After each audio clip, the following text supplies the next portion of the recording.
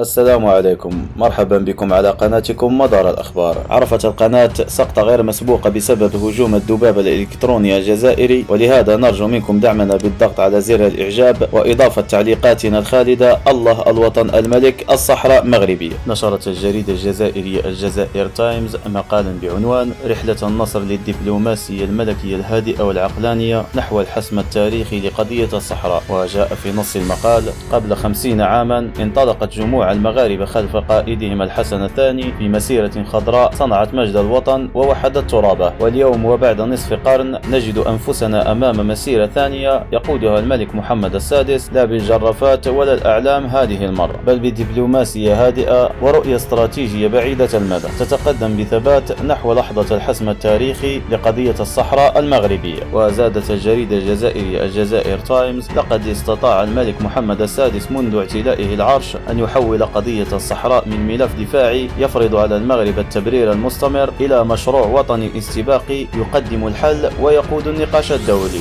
لم يعد المغرب يكتفي بردود الفعل، بل أصبح صانع المبادرات وصاحب الإطار المرجعي الوحيد المعترف به دوليا. مبادرة الحكم الذاتي التي وصفت بالأممية والعقلانية والجدية، هذه النقطة ليست مجرد تحول في الخطاب، بل هي تحول في فلسفة الدولة المغربية نفسها، من الدفاع عن الأرض إلى بناء نموذج على الأرض، ومن انتظار الحل إلى صناعة الحل، ومن الصحراء كقضية إلى الصحراء كقوة. وأردف نفس المصدر: تميزت الدبلوماسية الملكية المغربية خلال العقدين الأخيرين بهدوئها وثباتها وعمقها الاستراتيجي، فبينما كانت أطراف النزاع تراكم الخطابات، كان الملك يراكم الحقائق على الأرض. وأوراش تنموية كبرى في العيون والداخلة جعلت من الأقاليم الجنوبية من الصقارية للتنمية والاستثمار. فالقرار الملكي الأخير بمناسبة الذكرى ال50 للمسيرة الخضراء جاء ليؤرخ لمرحلة جديدة ما قبل قرار مجلس الأمن وما بعده. لقد اعترف المنتظم الدولي بوضوح غير مسبوق بأن الحكم الذاتي هو الحل الوحيد الواقعي، وبذلك لم يعد المغرب في موقع المدافع، بل في موقع المنتصر المشروع الذي يملك الشرعية القانونية والسياسية والتنموية. هذا الاعتراف لم يكن صدفة، بل ثمرة 20 سنة من دبلوماسية ملكية متأنية وصبورة جعلت من الموقف المغربي رصيدا دوليا، ومن رؤية الملك مرجعيا للأمم المتحدة نفسها. وأضافت الجريدة الجزائرية في مقالها أنه في لحظة النصر لم يتحدث الملك بلغة المنتصر، لم يكن الخطاب خطاب تحد، بل خطاب مسؤولية وإنسانية ووطنية جامعة. وجه جلالته نداء صادقا إلى إخواننا المحتجزين في مخيمات دوف، داعيا إياهم إلى العودة إلى الوطن الأم بكرامة وطمأنينة، مؤكدا أن جميع المغاربة سواسية في الحقوق والواجبات. بهذه الروح السامية يثبت الملك أن الدبلوماسية المغربية ليست انتقاما بل بناء، وليست غلبة بل مصالحة وطنية كبرى. وزاد نفس المصدر: في عمق الخطاب الملكي لا يلوح فقط بطي صفحة نزاع طال أمده، بل بداية كتابة فصل جديد في التاريخ المغربي. فالصحراء لم تعد قضية تدار، بل قاطرة وطن يبنى، ومختبر لنموذج جهوي متطور يعيد تعريف مفهوم الوحدة الترابية في القرن ال21. من الداخلة إلى العيون، ومن طنجة إلى القويرة، تتشكل خريطة جديدة للمغرب، مغرب واثق متوازن يسير نحو المستقبل بخطى ملك يعرف أين يقود شعبه ومتى يعلن النصر وكيف يحوله إلى مسؤولية. إن النصر المغربي اليوم ليس نصرا عسكريا ولا ظرفيا، بل نصر دبلوماسي استراتيجي هادئ تحقق بفضل وضوح الرؤية الملكية وذكاء التموقع الدولي وصلابة الجبهة الداخلية. وختمت الجريدة الجزائرية مقالها أن الملك محمد السادس قد نجح في أن يجعل من الصحراء المغربية نقطة التقاء لكل مكونات الأمة، وأن يحولها إلى جسر بين إفريقيا وأوروبا، وإلى عنوان لمغرب جديد يؤمن بقوته الهادئة وثقته الراسخة. وبين المسيرة الأولى التي حررت الأرض والمسيرة الثانية التي تحسم الشرعية، تتجسد عبقرية الملك محمد السادس، قائد يكتب التاريخ بهدوء ويمضي بالمغرب في رحلة النصر المستمر.